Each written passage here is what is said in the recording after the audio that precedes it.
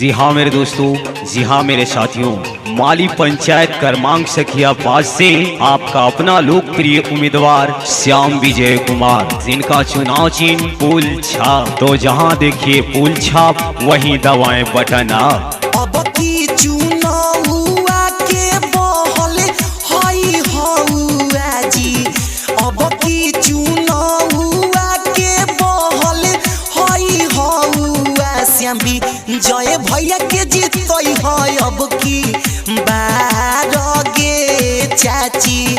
इन कर चुनाव चिन्ह पुल छाप गे दीदी, मालिपन चैतावा के हथिन श्याम विजय भैया, मालिपन चैतावा के हथिन श्याम विजय भैया।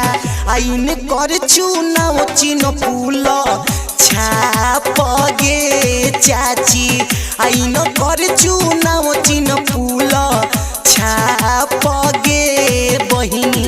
इनकलाब जिंदाबाद जिंदाबाद जिंदाबाद, विजय भैया जिंदाबाद जिंदाबाद जिंदाबाद। आपका मुखिया कैसा हो? विजय भैया जैसा हो। माली पंचायत के जनता जिंदाबाद जिंदाबाद जिंदाबाद। तो भूले नहीं मेरे दोस्तों, भूले नहीं मेरे साथियों, जहाँ देखिए पुल छाप वहीं दबाएं बटन आप। गौआ के रौनक श्याम विजय भैया बढ़ई थिन जी, गौआ के रौनक श्याम विजय भैया बढ़ई थिन जी। आइंदा राया बास दिल बई थिन गे चाची, घरे घरे कॉलोनी पास रही थिन गे चाची। नली गली पीसीसी ढलैया करवई थिन जी, नली गली पीसीसी ढलैया करवई थिन जी।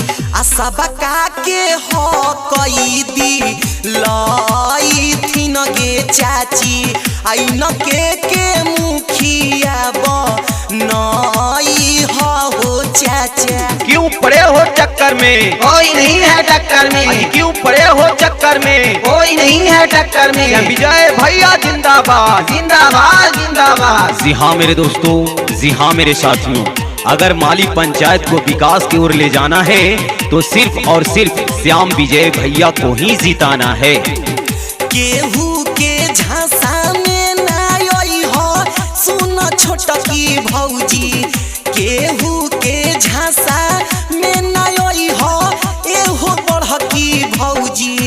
भैया श्याम विजय पकर बिसा बासए भौजी, आइन कर चुनाव चिन्ह पुल छापए भौजी।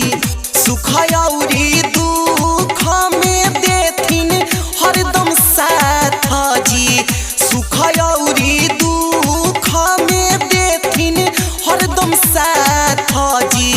आइना का परखी हबिसा वासए भौजी, आइन कर चुनाव चिन्ह पुल छापए बहिनी। माली पंचायत के कोई भी जनता ना तो लाचार रहेगा ना तो दुखिया, हाजी ना तो लाचार रहेगा ना तो दुखिया, जब बन जाएंगे हमारे श्याम विजय भैया मुखिया, हमारे श्याम विजय भैया मुखिया।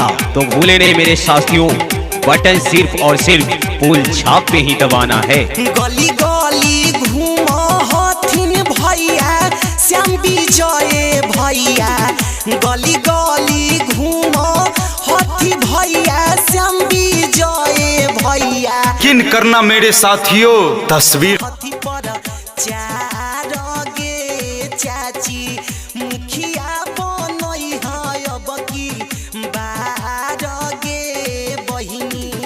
हाथ जोड़ी वोट मांगी थथिन श्याम विजय भैया, हाथ जोड़ी वोट मांगी थथिन श्याम विजय भैया।